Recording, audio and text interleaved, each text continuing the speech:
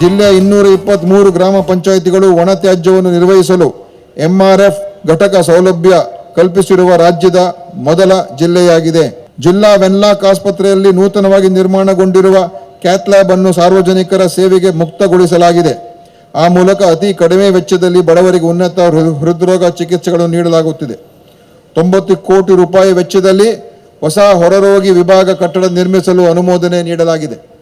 ಶಿಕ್ಷಣ ಗುಣಮಟ್ಟ ಹೆಚ್ಚಿಸಲು ಅನೇಕ ಯೋಜನೆಗಳನ್ನು ಜಾರಿಗೆ ತರಲಾಗಿದೆ.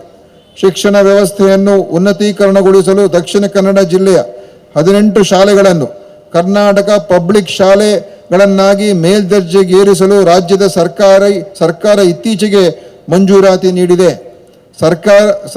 ನರ್ಸರಿಯಿಂದ ಪದವಿ ಪೂರ್ವ ಶಿಕ್ಷಣವರೆಗೆ ಒಂದೇ ಕ್ಯಾಂಪಸ್ನಲ್ಲಿ ಉನ್ನತ ಗುಣಮಟ್ಟದ ಶಿಕ್ಷಣವನ್ನು ಒದಗಿಸುವ ಕೆಪಿಎಸ್ ಮಾದರಿಯನ್ನು ಜಿಲ್ಲೆಯ ಇನ್ನಷ್ಟು ಶಾಲೆಗಳಿಗೆ ವಿಸ್ತರಿಸಲು ಗಮನಹರಿಸಲಾಗುವುದು. ಪಣಂಬೂರು ಮತ್ತು ತಣ್ಣೀರ್ಬಾವಿ ಕಡಲ ತೀರಗಳ ಅಭಿವೃದ್ಧಿ ಮತ್ತು ನಿರ್ವಹಣೆಗಾಗಿ ಖಾಸಗಿ ಸಹಭಾಗಿತ್ವದಲ್ಲಿ ಯೋಜನೆಯನ್ನು ಜಾರಿಗೊಳಿಸಲು ಕಾರ್ಯಾದೇಶ ನೀಡಲಾಗಿದೆ. ವಿವಿಧ ಪ್ರವಾಸಿ ಕಾರ್ಯಕ್ರಮಗಳಿಗೆ ಅನುದಾನ ನೀಡುವ ಮೂಲಕ ಜಿಲ್ಲೆಗೆ ಪ್ರವಾಸಿಗರನ್ನು ಆಕರ್ಷಿಸಲು ಒತ್ತು ನೀಡಲಾಗುತ್ತಿದೆ. ಮಂಗಳೂರಿನಲ್ಲಿ ಬಹುನಿರೀಕ್ಷಿತ ರಂಗಮಂದಿರ ನಿರ್ಮಾಣಕ್ಕೆ ಟೆಂಡರ್ ಕರೆಯಲಾಗಿದೆ. ಆ ಮೂಲಕ ಜಿಲ್ಲೆಯ ಸಾಹಿತ್ಯ ರಂಗಾಸಕ್ತರ ದೀರ್ಘಕಾಲದ ಬೇಡಿಕೆಗೆ ಸರ್ಕಾರ ಸ್ಪಂದಿಸಿದೆ.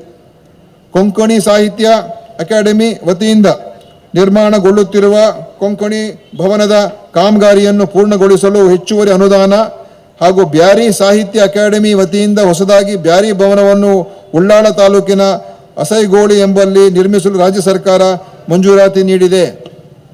ಮಂಗಳೂರು ತಾಲೂಕಿನ ಕಸಬಾ ಹೋಬಳಿಯಲ್ಲಿ ದೇರ್ಬೈಲ್ ಗ್ರಾಮದ ಸರ್ವೆ ನಂಬರ್ 129 ಮತ್ತು 113ರಲ್ಲಿ 3.285 ಎಕರೆ ಭೂಮಿಯನ್ನು ವಾಣಿಜ್ಯ ಕಚೇರಿ ಟೆಕ್ ಪಾರ್ಕ್ ಆಗಿ ಸಾರ್ವಜನಿಕ ಖಾಸಗಿ ಸಹಭಾಗಿತ್ವ ಮಾದರಿಯಡಿಯಲ್ಲಿ ಅಭಿವೃದ್ಧಿಪಡಿಸಲು ಸರ್ಕಾರವು ಈಗಾಗಲೇ ಅನುಮೋದನೆ ನೀಡಿದೆ.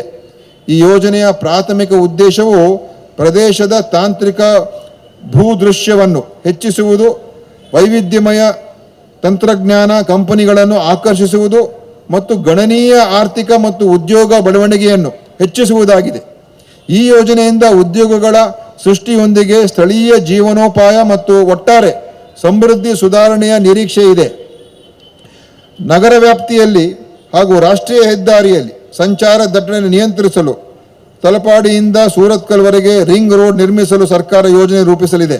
ಸಹಬಾಳ್ವೆ ಸಹಿಷ್ಣುತೆಗೆ ಹೆಸರಾದ ನಾವೆಲ್ಲರೂ ಈ ನಾಡಿನ ಪರಂಪರೆ, ಐತಿಹಾಸಿಕತೆ ಮತ್ತು ಸಂಸ್ಕೃತಿಯನ್ನು ಉಳಿಸಲು ಸದಾ ಬದ್ಧರಾಗಿರಬೇಕು. ಜಾತಿ ಮತಗಳ ಭೇದ ಭಾವವನ್ನು ತೊರೆದು ಜಿಲ್ಲೆಯ ಎಲ್ಲ ಜನತೆ ಸಹೋದರ ಭಾವನೆಯಿಂದ ನಡೆದುಕೊಳ್ಳುವುದರ ಮೂಲಕ ರಾಜ್ಯ ಹಾಗೂ ಜಿಲ್ಲೆಯಲ್ಲಿ ಸೌಹಾರ್ದತೆಯನ್ನು ಕಾಪಾಡಿಕೊಂಡು ಬರುವಲ್ಲಿ ಎಲ್ಲರೂ ಸಹಕರಿಸಬೇಕಾಗಿದೆ. ಈ ಜಿಲ್ಲೆಯನ್ನು ಅಭಿವೃದ್ಧಿ ಪಥದತ್ತ ಕೊಂಡೊಯ್ಯುವಲ್ಲಿ ನಾವೆಲ್ಲರೂ ಸೇರಿ ಶ್ರಮಿಸೋಣ ಎಂದು ಆಶಿಸುತ್ತೇನೆ. ನಾಡಿನ ಮತ್ತು ಜಿಲ್ಲೆಯ ಭೌತಿಕ, ನೈಸರ್ಗಿಕ ಮತ್ತು ಮಾನವ ಸಂಪನ್ಮೂಲಗಳ ಅಭಿವೃದ್ಧಿಯೂ ಸೇರಿದಂತೆ ಸರ್ವಾಂಗೀಣ ಪ್ರಗತಿ ಸಾಧಿಸಲು ನಾವೆಲ್ಲರೂ ಕಂಕಣಬದ್ಧರಾಗಿ ಶ್ರಮಿಸೋಣ.